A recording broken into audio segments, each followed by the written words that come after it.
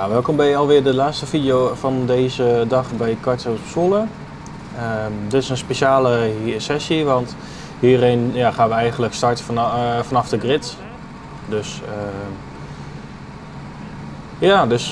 de lampen gaan dan aan en dan gaan ze uit en dan starten we met z'n allen tegelijkertijd.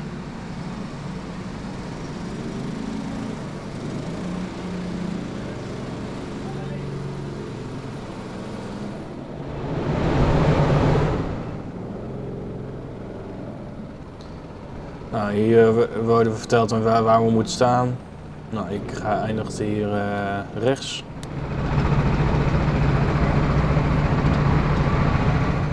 En nu is het kwestie van even wachten op het signaal.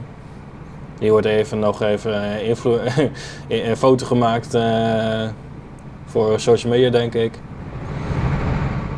Of ja, op zich kan het wel, omdat je stilstaat. Maar ja, net voor de start kan het niet handig zijn in verband met de afleiding. Maar goed, iedereen is klaar. Lampen gaan aan.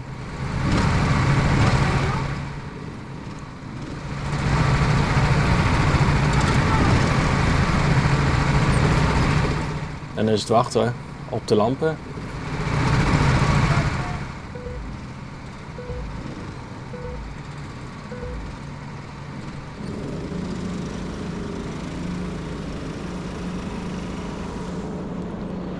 Gelijk een aantal mensen ingehaald. Nou, de kart nummer 29, daar is wat mee gebeurd, want die heeft al behoorlijke materieelschade. Nou, dit is gewoon mijn redding geweest, dat ik al ervaring heb met natte baanrijden. Nou, dit was een free pass, zoals het mooi heet. 3 mensen die met elkaar bezig zijn en elkaar van de baan af tikken. En dan kun je makkelijk langs. Nou, dit is het snelste gedeelte van de baan, omdat het droog is. Zeg, nou, de beste start tot nu toe vanuit de starting grid. En weer een rijder ingehaald. Nou, en dan hebben we de eerste ronde net gehad eigenlijk. En dan gelijk al een paar plekken naar voren geschoten. En uiteindelijk gaat het niet om de positie. Nou, hier slipt er eentje door de gladheid. Waarschijnlijk te veel snelheid meegenomen in de gladde bocht. Deze heat gaat het niet om de positie waarin jij finisht, maar meer om de snelste tijden. Dus dat is het enige verschil met een normale race. Bij een normale race gaat het om posities, maar hier gaat het echt om de snelste rondetijden. Nou, nummer 14, dat is ook droevenis. Zoals je kan zien, de hele achterkant ligt gewoon los erop. Dus dat is die niet even vastgeplakt met duct tape, maar goed. Nou, door gedoe met nummer 14 gaat nummer 21 erlangs. Ik denk van nou goed, dan laat ik het gewoon gaan. Ik denk van ik wil gewoon de snelste rondetijd neer kunnen zetten. Je ziet gewoon dat het op sommige plekken gewoon spekglad is. Dus vandaar dat sommige wijs ook echt een grip of de controle bijna verliezen. Wat ik best kan begrijpen. Zeker als je nog niet zoveel ervaring hebt op een natte kartbaan, dan kan het nog wel eens lastig zijn om in één keer op een natte baan te rijden. Dus ik kan me voorstellen dat iedereen niet altijd de juiste ervaring heeft. Dus ik vind het, hoe moet ik het zeggen, ik vind het niet een kwalijke zaak, zeg maar, als iemand de grip verliest. Het is gewoon, het overkomt je en dan is het een kunst om snel te herpakken en gewoon verder te rijden. Nou, je ziet ook dat ik echt zoveel mogelijk op de gasblokken naast de curbs rij om gewoon grip te hebben. Zeker voor de bochten. Nou, hier heb je zoveel uitwijkmogelijkheden dat ik denk zoiets van, nou, dan blijf ik in het midden rijden. Juist bij de bochten niet aan de binnenkant zitten, omdat je dan te veel doorglijdt en niet kan sturen. Vandaar dat ik ook voor kies om dan juist midden buiten te rijden. Een beetje de regenlijn zoals het heet. Hier verpest ik het voor mezelf. Nou, ik moet zeggen, over het algemeen vond ik het echt ja, een leuke ervaring om zo te starten op de grid opstelling. En het wordt ook steeds donkerder. Dus op een gegeven moment gaat de baanverlichting aan. En ja, dan wil ik wel voor waarschuwen van mocht je ja, gevoelig ervoor zijn voor de knipperende lichten. Ja, kijk deze video niet, want ja, het kan epilepsie veroorzaken of andere aanvallen als je licht of gevoelig bent voor lichtflitsen en zo. Dus kijk het dan vooral niet. Maar ja, ik kan gewoon niks aan tegen doen tegen de lampen. Het zijn voornamelijk LED-lampen die ze gebruiken. Dus ja, en die zitten waarschijnlijk op dezelfde shutter speed als de camera's. Nou, code geel voor een baan die gespind, of een kart die gespind is. Nou, hier is er nog eentje gespind, dus het is één grote drama hier. Vandaar de gele vlag. Nou, hier is het vanaf hier is de code groen, of groene vlag. Nou, uiteindelijk marshals die zo snel mogelijk ja, gaan helpen. Wat natuurlijk ook een hele goede zaak is van hun. Je kan niet altijd accuraat reageren, of adequaat reageren, omdat zoveel gebeurt op de baan. Maar ja, ik ben wel blij dat ze iedereen helpen die gespind zijn. Dus zonder hun zou het één grote drama zijn op de baan. Nou, hier geldt weer code geel natuurlijk. De hele sector waar het om draait, daar zit geel. Nou, vanaf nu is het alleen maar groene vlag situaties. Er gebeurt verder geen bijzonderheden waardoor de gele vlag wordt gezwaaid of de gele lampen worden getoond. Ja, het is nu vooral ja, gewoon lekker uitrijden deze heat. En kijken wat ik nog in kan halen. Af en toe kijk ik ook nog om me heen van nou, wat gebeurt er allemaal. Ik wil weten wat er achter me aan zit, of er iemand achter me aan rijdt. Of naast me zit, dus vandaar dat ik ook achter me soms even om me heen kijk. En ook achter mij van nou, waar zit iedereen? Kan ik snelle rijders verwachten?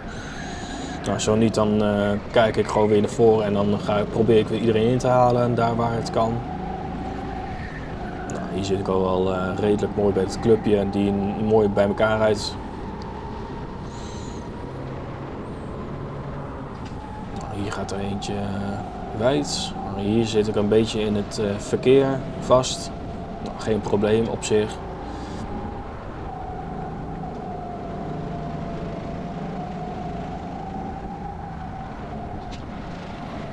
Hier wacht ik gewoon tot iemand een foutje maakt of gewoon een gat zich voordoet waardoor ik langs kan komen. Ja, soms lukt het, soms lukt het niet. Dan blijf ik gewoon heel geduldig wachten. Nou, hier kan ik mooi buitenom, dacht ik. Nou, helaas niet. Nou ja, dan word ik gelijk door een andere kart gepakt. Nou, uiteindelijk weer niet. Anticlimax, maar goed, ja, soms gebeurt dat. Hier schrok ik wel even van. Ik denk van nou, voor hetzelfde geld kon die kart nummer 12 zo de bandenstapel in belanden. Ja, een drama natuurlijk. Maar goed, het ging gelukkig goed. Dus daar was ik wel blij mee. En hier gingen we even herfocussen op de rijders voor mij. Waaronder deze. Nou, ik zag dat hij veel grip verliest. Dus dat was mijn winst. Nou, hier probeer ik wel ja, het gat echt gewoon compleet dicht te rijden.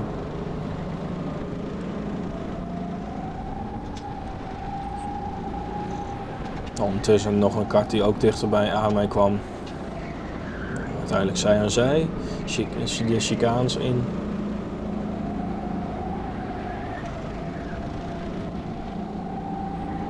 Nog steeds afwachten van wat gaat diegene voor mij doen. Gaat hij fout maken? Nou, 21 meldt zich ook inmiddels aan achter mij. Gelukkig had de kart zoveel fouten gemaakt van nummer 4 dat ik gewoon er langs kan komen met gemak. Nou, hier begint nog niet het droog gedeelte, maar hier had ik zoiets van nou, een beetje wijd uitkomen. Dan zit ik gelijk goed voor de middenbocht, een beetje defensief rijden. Nou. En ja, door mijn defensie rijden, ik weet niet waarom die daar probeerde, maar hij remde opeens en ja, spinde daardoor.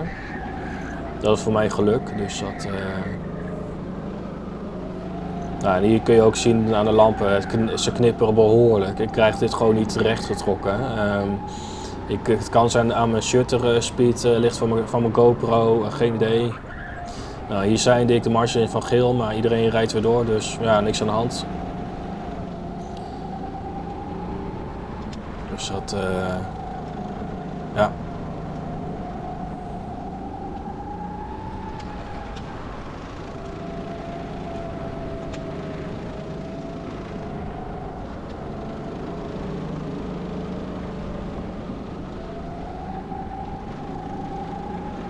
Iedereen probeert natuurlijk heel snel te rijden. 32 rijdt echt agressief, of tenminste agressief in de zin van echt zwaar sturen en met te veel vaart de bochten in. Dus niet echt roekeloos agressief, maar echt gewoon meer agressief in de zin van racen, weinig remmen, te hoge snelheid, te scherp sturen. Ja, en dan ga je echt gigantisch doorslippen. Nou, ondertussen zit ik in het treintje hier, of een treintje, ja, in ieder geval een groepje van 4.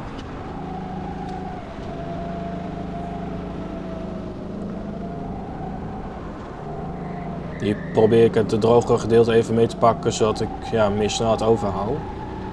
Omdat ik merk van ik te veel snelheid verlies te veel tijd in het natte gedeeltes. Nou, hier zag ik een gaatje, mooi gebruik van gemaakt. Achter kart nummer 8. Kijken wat hij doet. Hij rijdt heel keurig, niks op aan te merken. Iedereen rijdt gewoon keurig op een paar mensen na. Maar ja, dat is gewoon de fanatisme. Iedereen is fanatiek, wil de snelste tijd neerzetten. Dus ja, dan heb je een beetje een strijd onderling. Deze rijder, nummer 8, die is... die rijdt gewoon lekker, kijkt goed om zich heen. Zover ik het kon zien. En ja, probeer nu zelf een beetje defensief te rijden. Nou, ondertussen is de heat afgelopen en rijden we een laatste rondje nu. Vandaar dat alle digitale panelen nu rood gaan knipperen. Marshals staan klaar met de finishvlag. We worden op de start-finish weer afgevlagd. Dus dat, ja. Nou, op zich ging deze best wel snel voorbij. Wat hier op deze baan is gebruikt, dat alle dichtpanelen langzaamaan rood knipperen op het moment dat het heat afgelopen is. Bij een code rood situatie of een rode vlag situatie zullen deze ook knipperen. Maar dan zal we denk ik met de rode vlag gezwaaid worden. Nou, hier was ik blij dat ik de tijd had neergezet. Dat ik op de grote scherm zag staan op de baan. Dus daar was ik blij mee. En ja, ik vond deze setting van een kartsessie heel leuk. Ik wilde het vaker doen. En de rondetijden hier. Iedereen reed met de RT10 karts. Dus vandaar dat iedereen een groen blokje krijgt. En ja, geef een like als je deze video leuk vindt en meer wilt zien. En ja, abonneer als je het nog niet gedaan hebt. En reageren mag in de comments met opbouwend kritiek, tips, tricks, je ervaringen. Voel je vrij. En dan zou ik zeggen tot de volgende keer maar weer. Doei doei!